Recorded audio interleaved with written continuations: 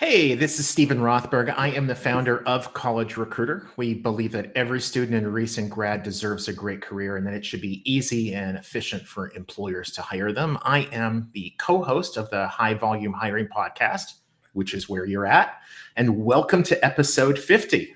Welcome also to my co-host, Jeanette Leeds of AMS. Hello, episode 50, big round number milestone episode. I'm Jeanette Leeds with AMS. I'm the managing director and EVP of our high volume solution. If you don't know AMS, RPO services, plus we throw in some tech and advisory and all kinds of stuff there. So so happy here to be here with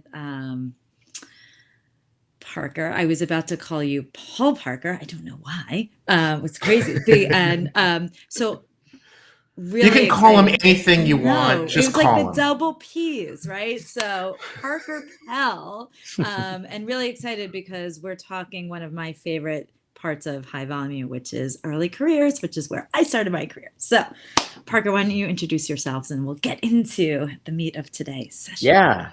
Thank you both again for the time in episode 50. Kind of feels special, I guess, but yeah, good to meet everyone. And I've gotten Peter Parker before, but never Paul Parker. So that's a new one. Jeanette. You know what? I used to work with a Paul Parker a million years ago. So okay. Paul Parker, if you're on. Yes. Peter Parker's the one with the webs, right? Yep. Yes. Yeah, I've gotten that too many times now. But yeah, it's good to see everyone and chat with you both today. Parker Pell, one of the co-founders here at Abode. Abode, we help companies retain and engage early career talent. And so this topic today is kind of our bread and butter. So we're super excited, obviously, to be here and to dive into the conversation today.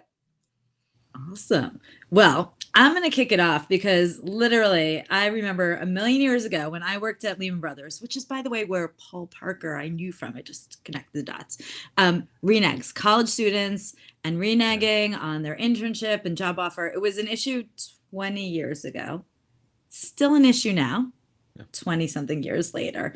But the reasons may have changed. So tell us and our listeners, like, what are you seeing? Like, yeah, I think it's super interesting because you bring up a good point. It's not something new in the space of early career, right? But think about March of 2020 and kind of how we've come from today in the landscape of campus recruiting.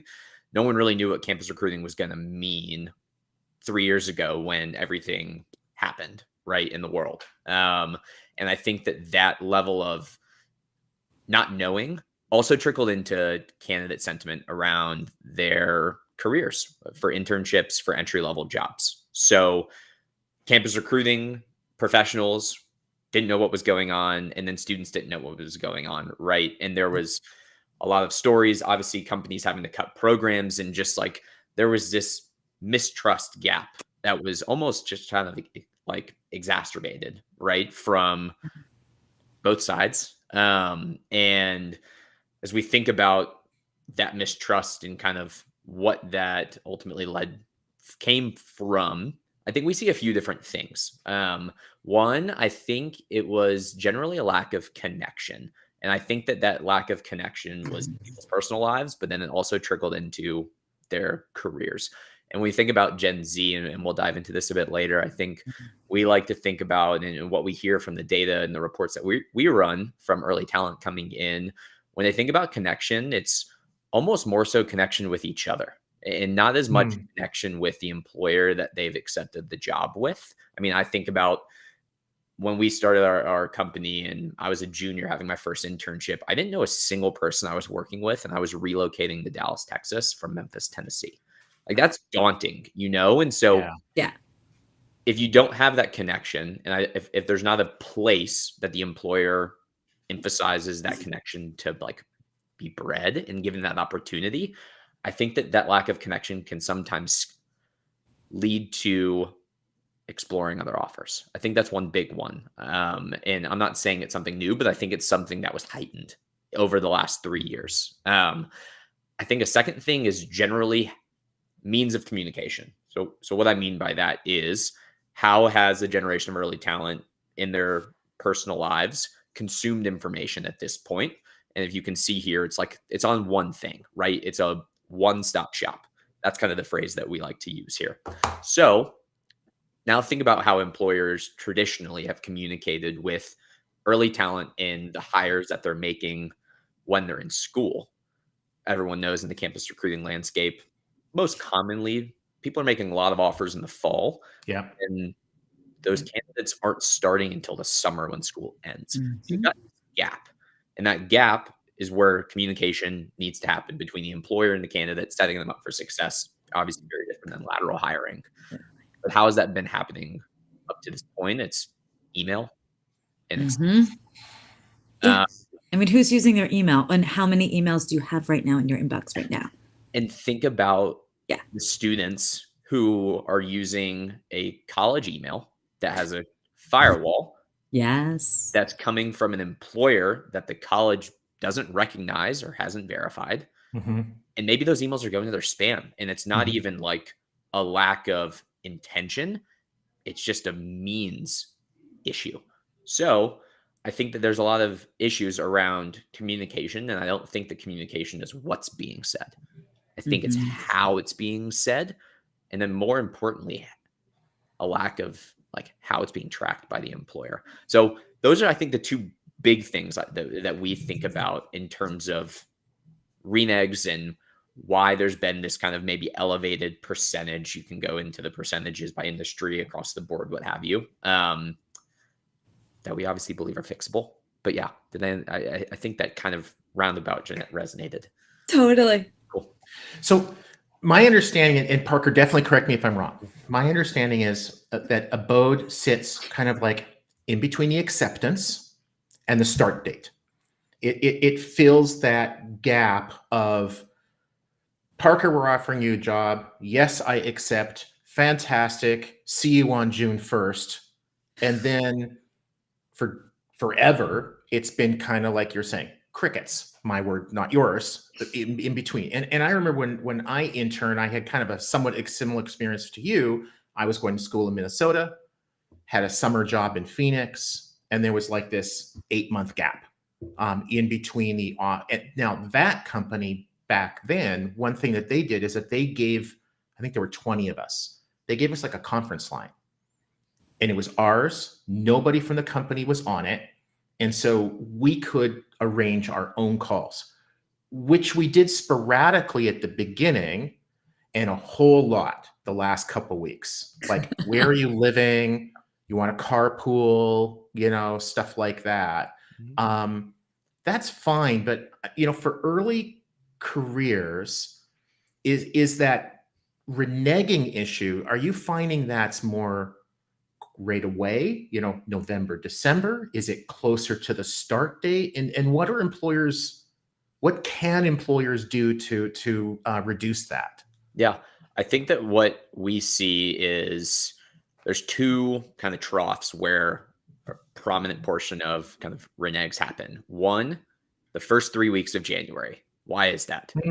I've accepted my internship offer in October.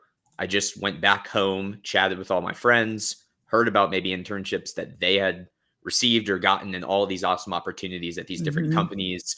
And I'm kind of jealous and I want to check out those companies as well. Buyer's remorse. So yeah. So think about that right after holiday break, which we're coming up on. Yep. And then it is typically like the 2 to 3 week pre-summer time frame. That one I think is just because it's a couple weeks away and like they are actually realizing, holy cow, I'm about to relocate to this city and I have this job. Maybe I don't want to do that anymore. Or maybe I've already gotten another offer and I just haven't told my employer because I'm scared to tell them. Right. But I think those are the two main times where we see that happening. I think as it relates to how to combat it, I think one, and the data shows it, communicating at least one time per week. It's daunting. I understand that, right? Like, but how can you partner up with your marketing team, brand team, repurpose content in more digestible short form matters to have a weekly touch point? It's going to be too much for some candidates, but for some, it's not going to be enough. But that's okay, right? Because if you can communicate those weekly touch points in a way that's central, where it all lives in one place, you can kind of appease both ends of the spectrum in terms of Parker might be super anxious and like needs to chat with his employer every week, where Steven might just like not need that until a month before the start date. Steven is very needy, but okay. Me, I'm like, let's just talk once a month. We're good. Yeah. Jeanette's competent. And so. Yeah. But I think that that's one really key avenue that I would just like really hit on is communication once per week. And that communication can be company specific, job specific, or it can just be like saying, hey, you need anything. Love it. I think we have time for one last question. And you mentioned something earlier about Gen Z. And so I don't want to get into the battle of the generations, right? Being Gen X myself. But how are you seeing they're different than the previous generations, but also differences, but like we're all the same as well. So like maybe just share a little bit about that just from a communication standpoint as well, because to your point, if we're doing a lot of who's creating content and whatnot, so it all comes together. Yeah, no. And I think that the clickbaity thing to say is there's huge differences, but I think that in practice, there aren't as vast of differences as people want to put off, but there's a bit of different, there's different structure that needs to be behind communicating with this generation, from not just the recruiters being the primary source of contact. I think one key tenet to Gen Z retention that we talk about is transparency. And that transparency isn't just from the recruiter talking about salary, 30, 60, 90-day expectations.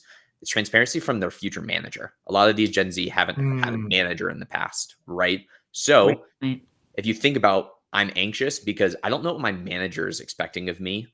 I took this role. I maybe don't know everything.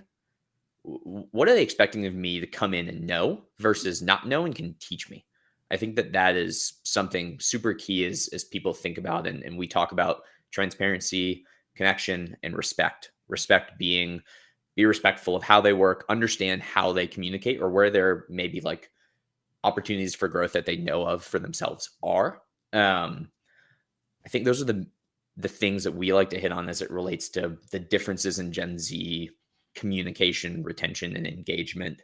It's not differences in like core components of the employer future employee relationship, but I think it's taking it a step deeper in an understanding of how the generation has gone through school, their life in the last 3 to 5 years, and taking it a step further with more parties that are going to be involved in that candidate's journey with your company than just the recruiter who sent them an offer. Cool.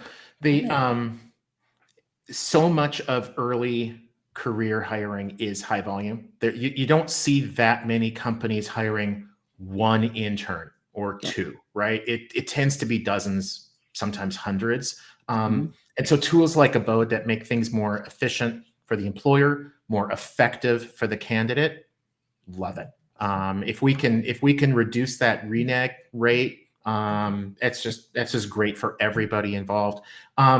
Parker, it has been a pleasure. I enjoyed being a guest of yours, I don't know, a year ago, 2 years ago, whatever it was, on the internship show. And I'm glad that we were able to get you on with ours. So thank you, Jeanette. Any closing words? I just want to say, you were talking about at the very end, the different parties, because we're talking about our careers. My head went to like a party. So I just wanted to. I had a joke lined up, but enough. That's where I'm just going to leave it.